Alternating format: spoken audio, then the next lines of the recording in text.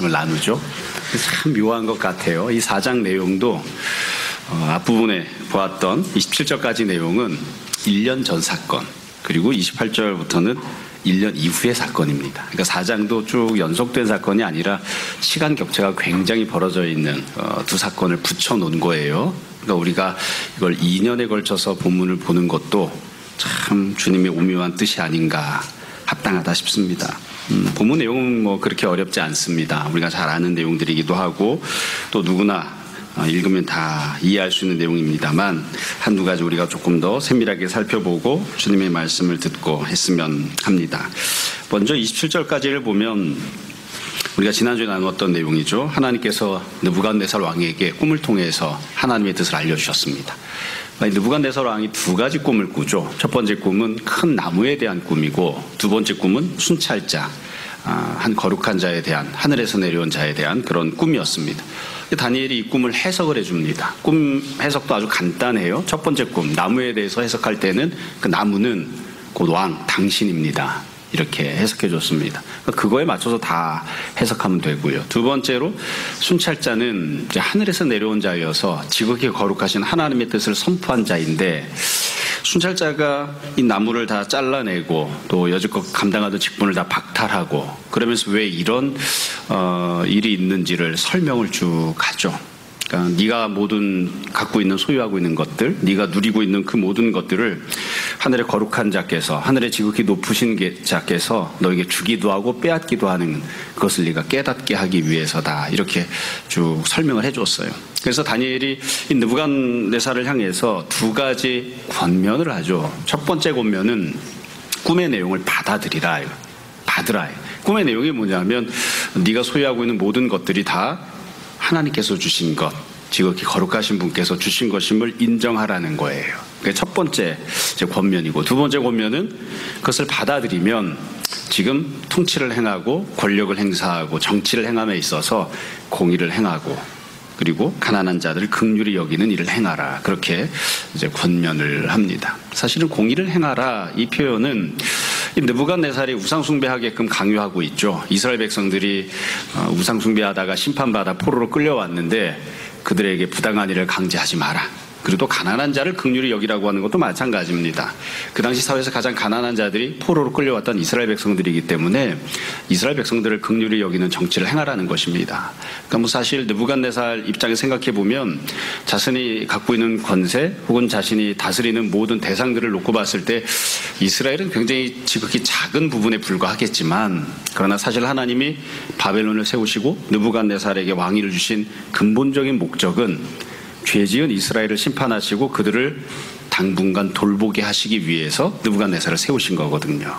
그러니까 네가 맡아서 돌보아야 될 이스라엘에게 그따위로 하지 마라. 그따위로 우상숭배 강요하거나 아니면 그들을 긍휼히 여기지 않는 그런 행동으로 그들을 데리고 있으면 안 된다. 이게 이제 하나님이 말씀하신 거예요. 자, 그러면 이와 같이 꿈을 꾸었을 때에 그 다음은 어떻게 되었는가? 뭐 논리적으로도 그렇고 사건적으로도 그렇고 마찬가지입니다. 당연히 이후에 느부갓네살이 어떻게 행동했는지가 나오겠죠.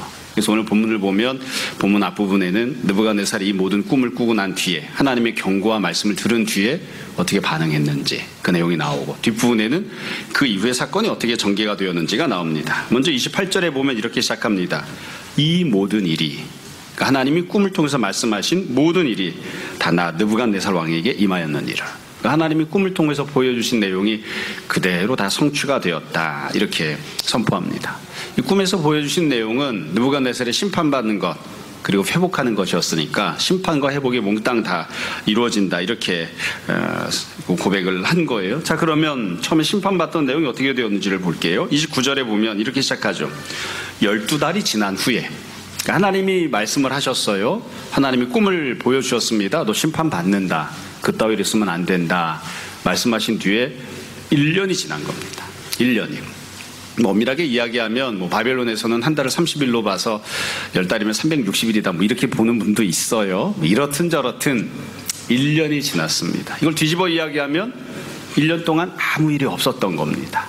편안하게 지냈던 거죠. 1년 동안 아무 일이 없었어요. 하나님이 심판하실 것이다 말씀하셨지만 심판이 이루어지지 않은 거예요.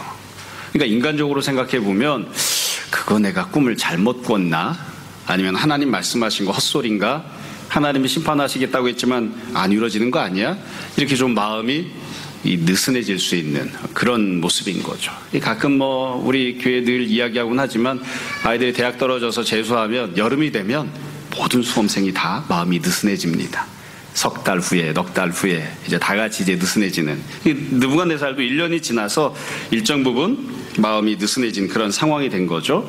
그 뒤에 보시면 29절 뒷부분입니다. 내가 바벨론 왕궁 지붕에서 거닐세. 지붕에서, 왕궁의 지붕에서 거닐었다는 것은 여전히 나라가 건재하고 느부갓네살이 부귀영화를 누리고 있다는 그런 의미를 담고 있는 것이죠.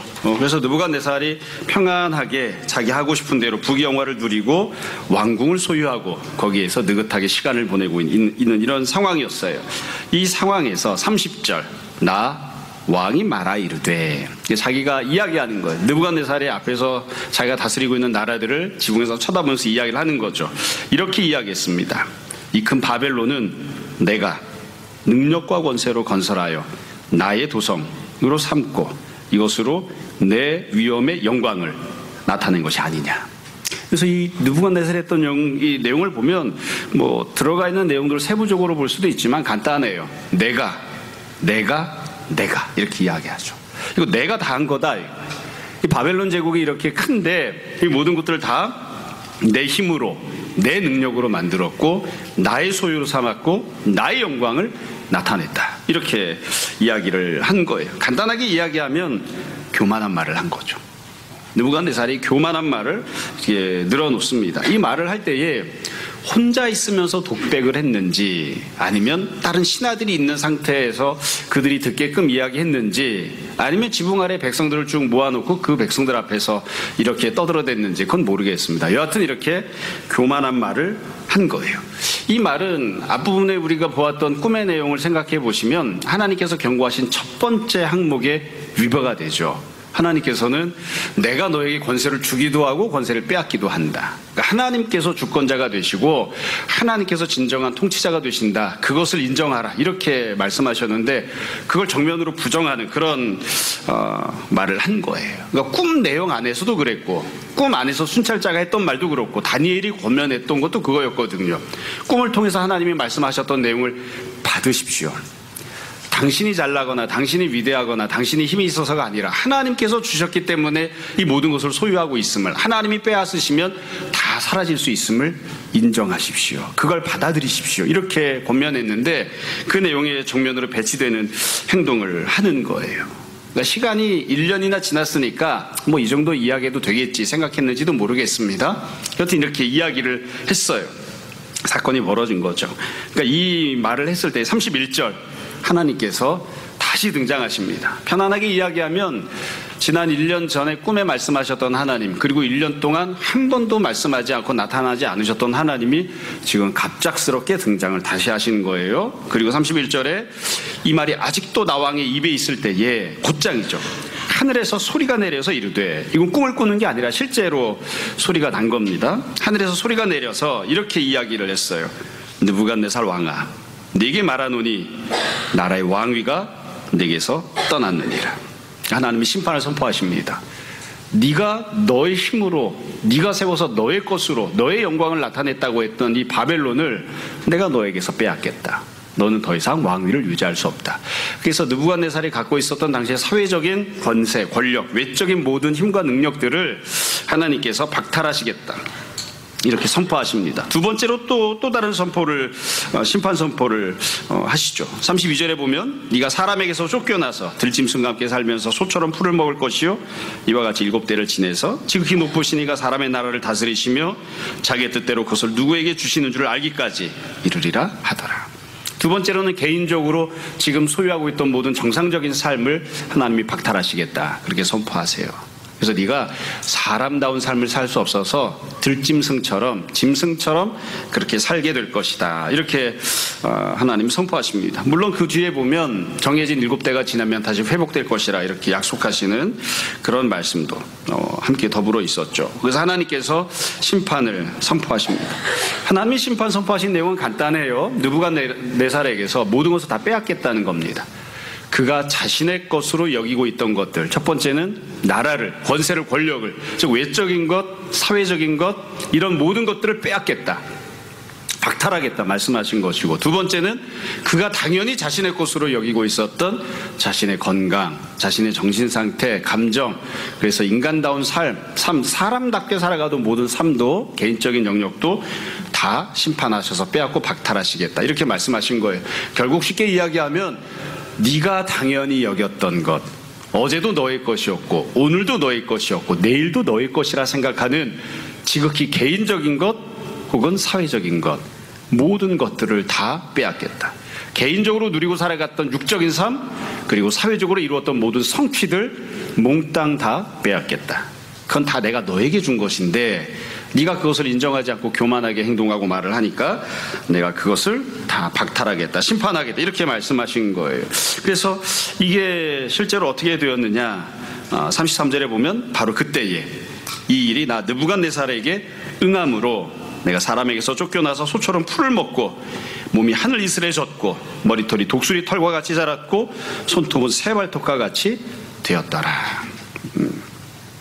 참 가끔 생각납니다. 원래 이렇게 쓸데없는 얘기하면 안 되는데 어렸을 때 이 본문 읽고 목사님 설교하셨던 내용이 생각이 납니다. 여기 보면 머리털이 독수리 털과 같이 이렇게 자랐다고 돼 있잖아요. 손톱은 새발톱과 같이 되었다. 그래서 제가 어렸을 때 목사님이 그러셨습니다. 중학교 2학년, 중학교 3학년 아이들이 머리털을 독수리처럼 이렇게 막 손톱 안 깎고 오고 이러면 니네가 미친 느부갓네살이냐 이렇게 얘기하곤 하셨거든요. 머리 깎고 와라, 손톱 자르고 와라, 이런 얘기 하셨었거든요.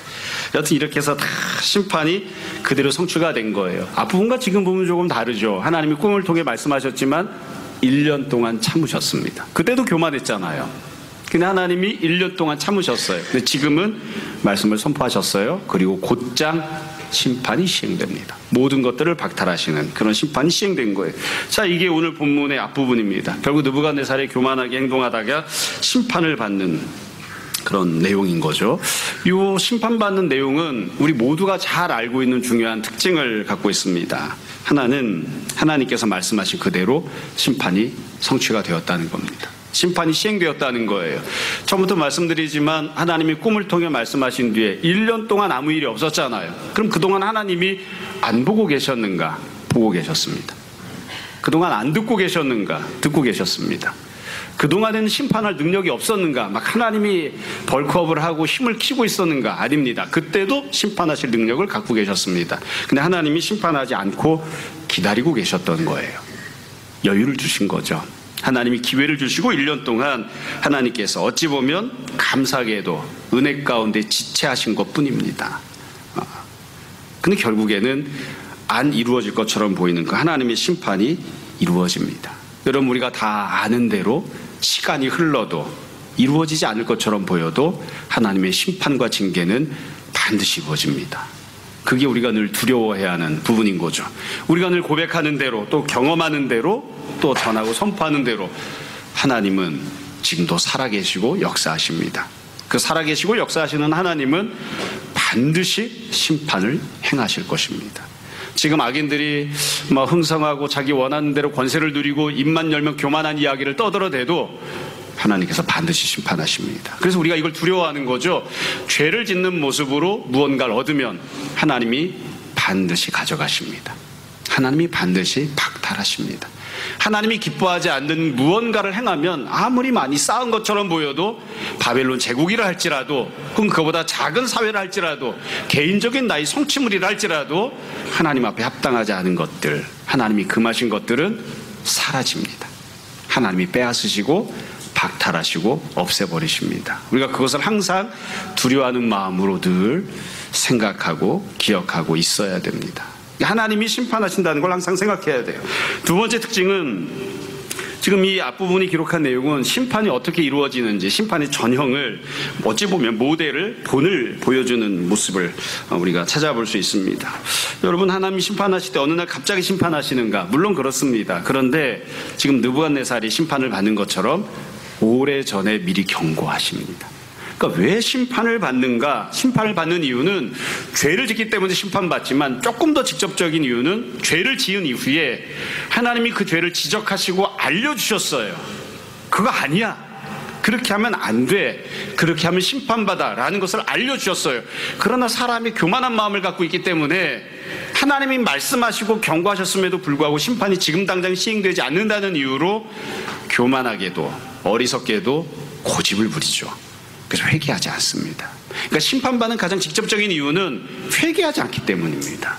죄를 지었기 때문에 심판이 선포가 되지만 그 죄를, 깨달은 죄를, 지적받은 죄를 회개하지 않기 때문에, 돌아서지 않기 때문에 심판을 받는 거예요. 이게 심판받는 전형입니다. 그리고 나서 다시 한번 쭉 생각해 보세요.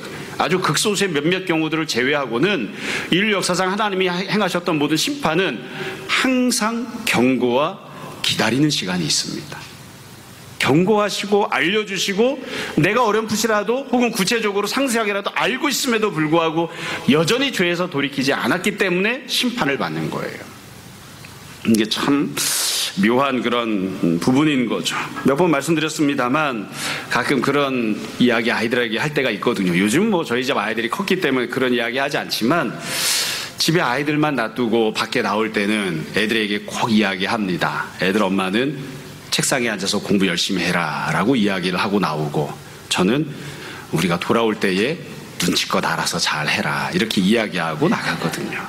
그리고 저는 제가 이제 싫어하는 게 그거여서 돌아와서 문을 확 열어 제끼고 공부하고 있는지를 보는, 저 절대로 그런 거 안 합니다. 100% 실망할 겁니다.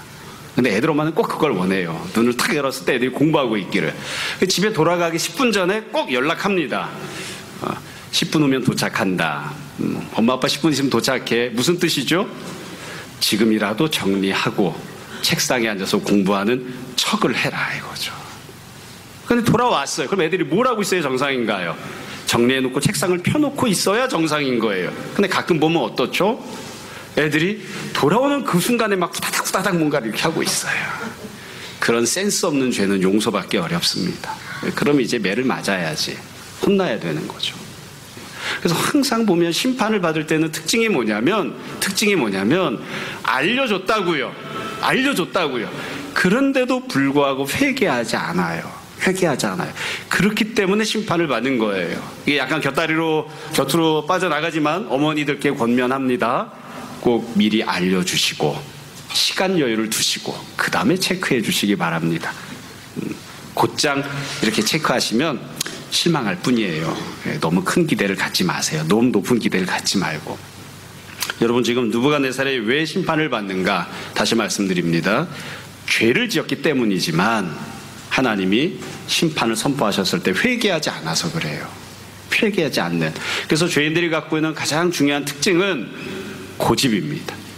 고집 부리지 말고 하나님 말씀하시면 듣고 돌이키고 회개하는 그런 모습이 되어야 됩니다. 자, 그러면 그 뒤에 이것으로 끝나는가? 그게 아니죠.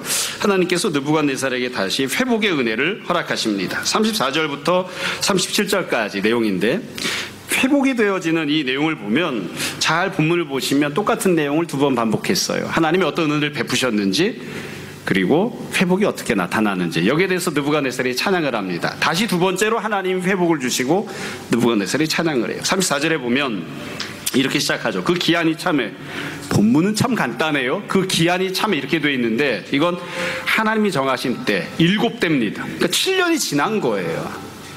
7년의 시간이 지나고 난 다음에, 그 다음에 보면 느부갓네살 행동이 나오죠. 느부갓네살이 하늘을 우러러 보았더니, 이건 앞에 있던 행동과 정반대되는 다른 행동입니다. 앞부분에서는 바벨론을 바라보죠. 하나님이 자신에게 주었던, 그러나 스스로는 내가 이룬 업적이라 생각했던 바벨론을 궁궐 이 꼭대기에 올라가서 옥상에서 쳐다보고 있다고요. 근데 지금은 어떻게 하냐면 그걸 바라보는 게 아니라 하늘을 바라봅니다. 그러니까 태도가 달라졌죠. 이 짧은 표현 안에 느부갓네살이 이전과는 다른 모습이 되었다는 것을 알 수 있게 해주는 힌트가 들어있어요. 지금은 하늘을 바라보는 거예요. 어떤 마음으로 바라봤는지는 모르겠습니다만 아마 7년 동안 죽을 지경으로 살았으니까, 여러분 7년 동안 이렇게 심판받고 살아가면 누가 제일 힘들었을까요? 자기 자신이겠죠. 내가 과거에 누리고 있었는데 지금은 누리지 못하고 있다는 것을 본인이 뼈저리게 체감하면서 살고 있으니까 내가 왜 이렇게 고통 속에서 심판 속에서 살아야 되나, 내가 왜 이렇게 어렵게 살아야 되나, 본인이 제일 힘들었을 거잖아요. 후회하는 마음, 아쉬워하는 마음, 안타까이 여기는 마음, 혹은 긍정적으로 보자면 회개하는 마음을 느부갓네살이 품었겠죠. 그와 같은 후회를, 탄식을 품고 하늘을 바라보는 거예요. 그렇게 하늘을 바라보니까 하나님께서 기한이 찼기 때문에 하나님께서 다시 회복을 주십니다. 이때도 보면 후회한다고 해서 곧장 회복이 이루어지는 건 아니에요. 하나님이 주셔야 회복이 이루어집니다. 하나님이 정하신 때가 차야 그래야 회복이 이루어지는 거예요. 그래서 첫 번째 회복이 이루어지는데 34절 끝에 보면 내 총명이 다시 내게로 돌아온지라. 이제 짐승처럼 살지 않는다는 거예요. 쉽게 이야기하면 머리 단정히 깎고 손톱 깎고 했다는 거죠. 총명이 돌아왔어요. 그래서 사람들 속에서 같이 살 수 있는 그런 개인적인 회복이 이루어집니다. 개인적인 회복이 이루어지니까 느부갓네살이 여기에 대해서 반응을 합니다. 그 뒤에 보시면 이에 내가 지극히 높으신 이에게 감사하며 영생하시는 이를 찬양하고 경배하였나니. 그래서 느부갓네살이 자기가 받은 은혜에 대해서 감사하고 찬양하고 경배하는 거예요. 누구에게? 지극히 높으시니 영생하시는 이에게. 뒤집어 이야기하면 자기 자신은 어떤 자이냐면 하나님은 지극히 높으신 분이시고 나는 낮고 천한 존재예요. 하나님이 영생하시는 분이시고 나는 유한한 존재죠. 나는 한계가 있는 존재라는 걸 인정하는 거예요.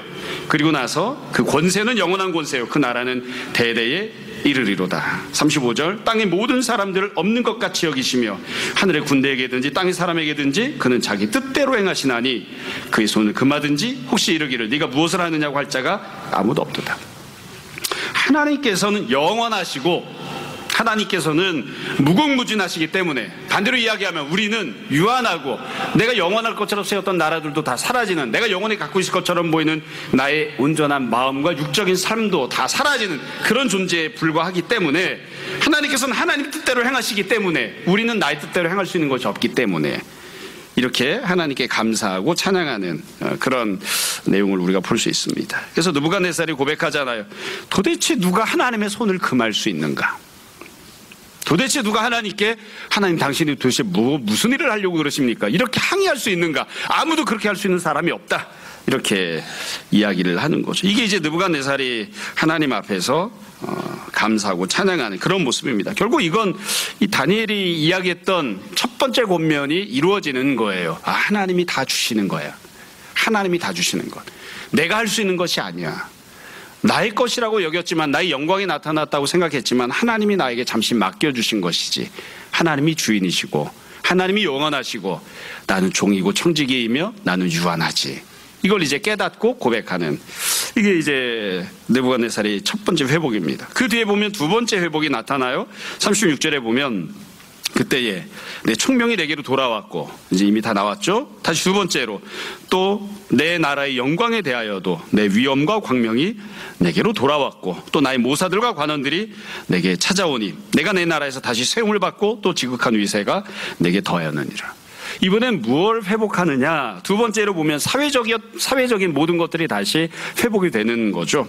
그래서 보면 나의 총명이 개인적으로 돌아왔을 뿐만 아니라 위엄과 광명, 영광도 돌아왔고 내가 함께 더불어 지냈던 또 나를 섬겨주었던 사람들도 돌아왔고 나라의 권세도 돌아왔고 하나님이 다시 주신 거죠. 그러니까 37절 이와 같이 사회적인 과거의 나의 업적이라고 여겼던 것들을 다시 회복했을 때에 30절을 보면 느부갓네살이 반응을 하고 행동을 합니다. 이번에도 마찬가지로 하나님께 감사하고 찬양하고 경배를 드리죠. 그러므로 지금 나 느부갓네살은 하늘의 왕을 찬양하며 칭송하며 경배하노니 그의 일이 다 진실하고 그의 행하심이 의로우심으로 교만하게 행하는 자를 그가 능히 낮추심이라. 그러니까 하나님께서 교만한 자를 낮추시고 하나님께서 주시고자 하는 자에게 권세를 또 무언가 선물을 베푸시는 분이십니다. 이렇게 인정하고 고백하는, 이게 지금 느부갓네살이 하는 거죠. 그러니까 이 내용도 보면 앞부분에서 하나님이 꿈을 통해서 말씀하셨던 것, 그리고 다니엘이 권면했던 것을 이제 뒤늦게 느부갓네살이 받아들이는, 또 깨닫게 되는 그런 모습을 우리가 볼 수 있습니다. 그래서 느부갓네살은 이렇게 두 가지를 회복을 해요. 빼앗긴 것도 두 가지고 회복하는 것도 두 가지입니다. 빼앗긴 것 첫 번째, 개인적인 것, 지극히 당연한 나의 것이라 여겼던 나의 삶에 대해서 하나님께서 심판하시고 빼앗으셨고, 두 번째로 사회적인 것. 내가 여지껏 노력해서 얻었다 여겼던 나의 업적이라고, 나의 성취물이라고 생각했던 것도 하나님이 빼앗으시고 박탈하셨습니다. 그리고 이 두 가지를 다시 회복시켜 주신 것이죠. 여러분, 그래서 이 내용을 보면 결국 하나님께서 교만한 자를 대적하시고 교만한 자에게 심판 행하시는 것을 볼 수 있습니다. 여러분, 교만이라고 하는 게 도대체 어떤 게 교만일까요? 이 내용들을 보면 우리가 당연하게 깨달을 수 있는 점이 있죠. 교만이란 우리가 당연히 여기는 마음을 의미합니다. 당연히 여기는 마음. 예전에도 복음서 설교하면서 말씀드린 적이 있습니다만, 어떤 부자가 교만한 마음을 품어요. 많은 것을 추수해서 창고를 새로 짓고 다 걷어들여서 이제 내 영혼아 평안히 먹고 마시고 즐기자, 이렇게 이야기하거든요. 그게 교만한 마음이에요. 왜 교만한 마음일까요? 그 사람이 투기를 해서 돈을 많이 벌었기 때문에 교만한가요? 아닙니다. 늘 말씀드리지만 많은 수확을 얻으려면 다른 사람들보다 훨씬 더 열심히 성실히 부지런히 일을 해야 됩니다. 농부가 많은 수확을 얻으려면 어떻게 해야 됩니까? 다른 사람보다 열심히 일을 해야 돼요. 열심히 일하고 새벽부터 나가서 일을 하는, 그렇게 부지런히 살았어요. 그 결과 뭔가를 얻었단 말이에요. 그러니까 이게 누구 건가요? 내 거죠. 내 거잖아요. 그걸 누가 부정할 수 있습니까? 그러니까 내가 일해서 내가 얻었고, 그래서 나의 소유물이 되었으니까 내가 원하는 대로 쓰는 게 당연하다고 여기는 거예요. 논리적으로는 맞죠. 인간적으로는 맞죠. 근데 그걸 성경에서는 교만이라고 합니다. 하나님이 주신 것이다. 하나님께서 은혜를 베푸신 것이라고 그렇게 인정해야 되는 거예요. 그 인정을 하지 않는 것이 교만한 마음이죠. 인간적으로 생각해 보면, 요즘 아침에 여호수아 말씀을 보고 있는데 이스라엘 백성들이 광야 생활 40년 마치고 가나안 땅에 들어갑니다. 처음에 전쟁 좀 하는 것처럼 보이더니만 징그럽게 전쟁하러 안 갑니다. 하나님이 땅을 주겠다고 약속하셔도 안 가요. 안 갑니다. 끝까지 버텨요. 그거에 비하면 느부갓네살은 어떨까요? 새벽부터 밤늦게까지 평생을 전쟁하러 다녔습니다. 땅을 얻겠다고. 누가 열심히 살았나요? 느부갓네살이 열심히 살았죠. 이스라엘 백성들은 게으르게 고집부리고 아무것도 안 하고 나태하게 살았죠. 느부갓네살은 정말 열심히 산 사람이에요. 그러니까 이 느부갓네살이 인간적으로 생각하면 내가 뼈 빠지게 일하고 내가 목숨 걸고 전쟁하고, 그래가지고 내가 이와 같은 땅을 얻고 나라를 이루었으니까 이것이 나의 것이 마땅하고 사람들이 나를 인정해주고 높여주는 게 마땅하지, 당연히 여기는 마음을 갖는다고요. 근데 하나님은 뭐라고 하시는가? 그게 바로 교만입니다. 그건 네가 얻은 것이 아니라 내가 너에게 준 것이야. 내가 너의 교만을 심판하겠다. 그렇게 말씀하시는 거예요. 이 한 가지를 잘 기억했으면 좋겠습니다. 여러분, 지금 회복되는 이 장면이 보여주는 매우 중요한 특징이 하나 있습니다. 이 회복되는 장면을 보면 느부갓네살의 태도가 바뀌었죠. 느부갓네살은 처음에도 건강을 갖고 있었고 처음에도 바벨론 제국을 이룬 사람입니다. 그때는 교만한 마음을 가졌어요. 근데 그 모든 것들을 다 잃었습니다. 건강도 잃고 바벨론 제국도 잃었습니다. 그리고 난 뒤에 심판받는 시간이 다 지나고 나서 하나님이 그에게 회복을 허락하셨을 때, 그때 비로소 느부갓네살이 이전과 다른 태도를 갖습니다. 이것은 주님이 나에게 주신 것입니다. 하나님께서 높으신 분이십니다. 비로소 인정을 하는 거죠. 그래서 우리가 이런 내용들을 보면 처음부터 인정을 하고 하나님 앞에 온전히 섰더라면 얼마나 좋았을까. 처음에 건강이 있을 때 주님 감사합니다. 주님이 제게 은혜를 베푸셨습니다. 주신 건강으로 주님을 높이고 겸손하게 청지기답게 순종하며 살겠습니다. 그랬으면 얼마나 좋았을까. 처음에 그가 사회적인 업적으로 여겨지는 것들을 하나님께 선물로 받았을 때, 그때부터 주님, 제가 열심히 일했을 때 한 번도 봉급 떼이지 않게 하시고 이렇게 이것저것을 쌓아둘 수 있게 하시고 주님께서 은혜를 베푸셔서 제가 이 모든 것들을 누리고 갖고 있습니다. 이 모든 것들 주님의 뜻에 합당하게 사용하며 살겠습니다. 처음부터 그랬으면 얼마나 좋았을까요? 근데 느부갓네살이 그렇게 못합니다. 그나마 다행인 것은 다 빼앗기고 회복을 누렸을 때, 나의 것으로 당연히 여겼던 것을 빼앗겼잖아요. 그리고 다시 받았잖아요. 다시 받을 때에 고백합니다. 주님이 베푸신 것입니다. 하나님께서 원하시면 주시기도 하시고 빼앗기도 하십니다. 비로소 그때에 인정을 하는 거죠. 그래도 이렇게 뒤늦게라도 회개하니까 얼마나 감사한 모습이 아닌가 싶습니다. 자, 우리가 보려고 하는 본문은 여기까지입니다. 오늘 본문 내용과 관련해서 제가 정돈하면서 두세 가지 다시 말씀드리고 오늘 말씀 마무리하려고 합니다. 첫 번째는 느부갓네살만 이런 것이 아니라 우리 모두 성도들 역시 느부갓네살과 비슷하게 죄를 짓거나 심판받는 때들이 많다는 것을 항상 기억했으면 좋겠습니다. 하나님께서 지적하시고 꿈을 통해서만이 아니라 꿈은 굉장히 미약한 방법이고요. 기록된 하나님 말씀을 통해서 무엇이 죄악인지를 지적하시고 알려주시는데, 그리고 기다려주시는데 1년뿐만이 아니라 2년, 5년, 10년씩 기다려주시는데 그럼에도 불구하고 회개하지 않는, 여전히 교만한 마음을 품는, 그래서 심판받는 경우가 많이 있습니다. 성도들도 교회도 그러합니다. 혹시 우리 안에는 그런 모습이 없는지 우리가 잘 생각하고 주님 앞에서 부드러운 마음으로 또 겸손한 마음으로 회개하는 마음들을 품었으면 좋겠습니다. 두 번째는 어떻게 해야 이와 같이 회개하는 마음을 갖게 될까, 이런 생각을 해봅니다. 현실적으로 물리적으로 보면 심판받아서 갖고 있던 것을 싹 다 빼앗겨야 회개합니다. 참 인간들은 어리석어서 그렇게 되더라고요. 느부갓네살은 그렇게 하잖아요. 싹 다 빼앗기기 전에, 싹 다 없어지기 전에 은혜라는 것을, 선물이라는 것을 깨달으면 좋은데 빼앗겨야 알아요. 내가 그토록 징징거리고 그토록 불만을 했던 자녀가 어느 날 사라지면 왼수같이 속삭이던 자녀가 있었으면 하는 마음을 갖죠. 내가 그렇게 싫어하고 그렇게 징징거렸던 교회가 어느 날 사라지면 가서 예배드릴 곳이 있었으면 하는 생각을 그 뒤에 합니다. 그러니까 심판을 받아야, 사라져야 그 다음에 그게 귀한 줄을 알아요. 그게 인간의 어리석음이에요. 조금 더 직접적으로 이야기를 하자면, 한 걸음 더 나아가서 이야기를 하자면, 근데 다 사라진 다음에도 하나님의 은혜라는 걸 깨닫지 못하는 경우들도 참 많이 있습니다. 어떻게 해야 도대체 회개하는 마음을 가질까? 신앙의 경험들을 쭉 돌이켜보면 결국 하나님이 마음을 만져주시고 새로운 마음을 주셔야, 그래야 회개하게 되더라고요. 늘 말씀드리지만 고난을 당한다고 해서 항상 믿음이 성장하는 건 아닙니다. 고난을 만났을 때 혹은 심판을 만났을 때 하나님께서 부드러운 마음을, 겸손한 마음을 주셔야 회개하는 마음을 갖게 됩니다. 그래서 우리가 늘 주님 앞에, 주님 우리 마음을 고쳐주시고 나의 어리석음과 고집을 주님 없애주시고 회개하는 마음 갖게 해주십시오, 이렇게 기도할 수 있었으면 좋겠습니다. 세 번째로, 이건 오후에 조금 더 살펴보려고 하는데, 다니엘이 두 가지를 권면했는데 하나님께서 주권을 갖고 계셔서 주시기도 하고 빼앗기도 한다는 것은 지금 본문에 나옵니다만, 과연 느부갓네살이 공의를 행하고 가난한 자를 긍휼히 여기는, 즉 이스라엘을 잘 보살피는 그런 정치를 했는가, 이 부분에 대해서는 나오지 않죠. 아마도 느부갓네살은 그 부분까지는 회개하지 않았던 것 같습니다. 그럼 뒤에 오후에 다시 좀 더 말씀을 나누려고 합니다. 마지막으로 한 가지만 말씀을 드리고 오늘 말씀 마무리하겠습니다.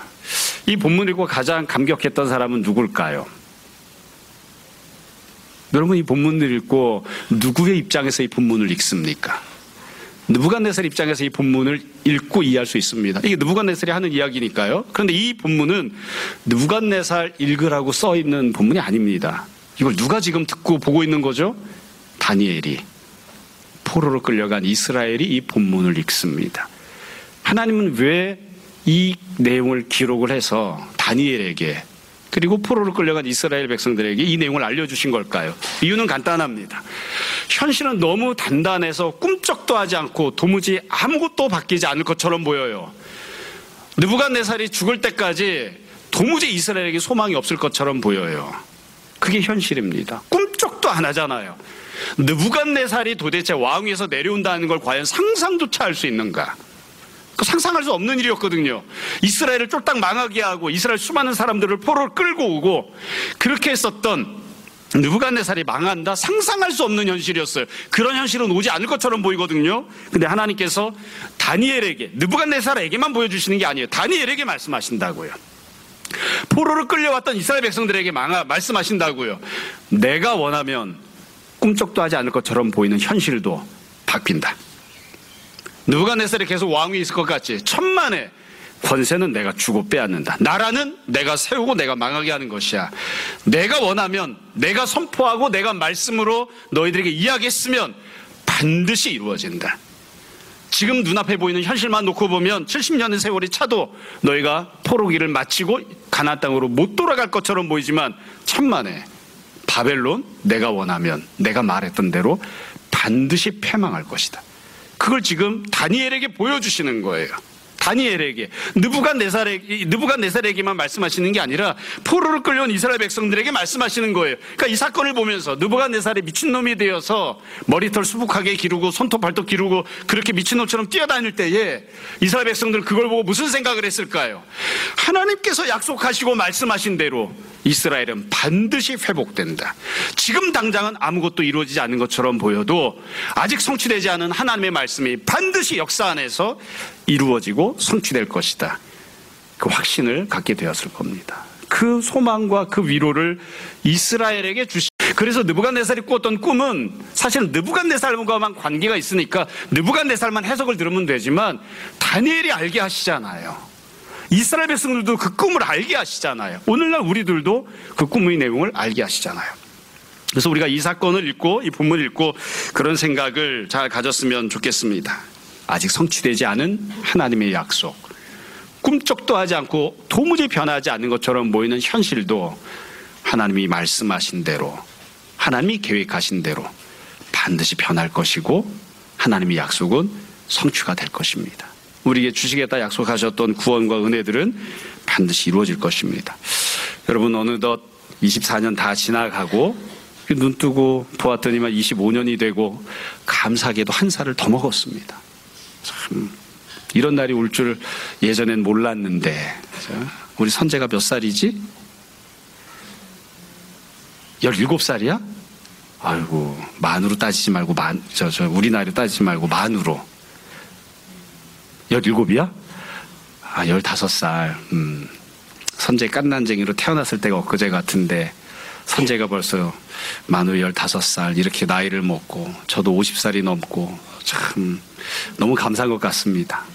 조금 있으면 주님 만나러 갈 테니까 너무 감사한 것 같습니다. 여러분, 느부갓네살이 과거에 꿈을 꾸었죠. 1년 시간이 지난 다음에 반응합니다.